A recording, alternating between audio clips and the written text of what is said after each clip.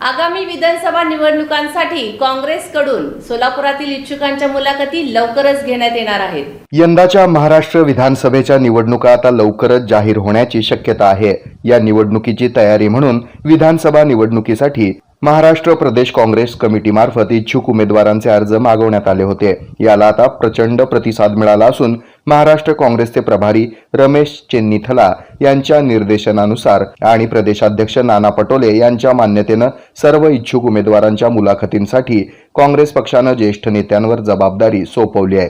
हे नेते आपापल्या नेमून दिलेल्या जिल्ह्यामध्ये जाऊन मुलाखती घेणार आहेत। लातूरचे खासदार डॉक्टर शिवाजीराव काळगे यांच्याकडे सोलापूर शहर आणि जिल्ह्यातील सर्व विधानसभा मतदारसंघाच्या मुलाखतींची जबाबदारी सोपवण्यात आली आहे।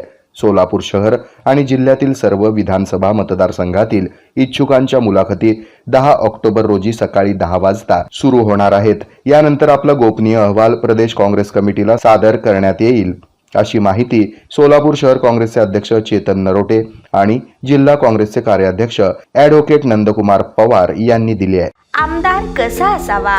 असा नेता जो युवकांचे भविष्य घडवणारा आणि त्यांना प्रोत्साहन देणारा असावा। माननीय श्री संतोष पवार साहेब यांनी आजवर होतकरू युवक आणि युवतींना नेहमीच पुढे जाण्यासाठी प्रोत्साहित केलं आहे।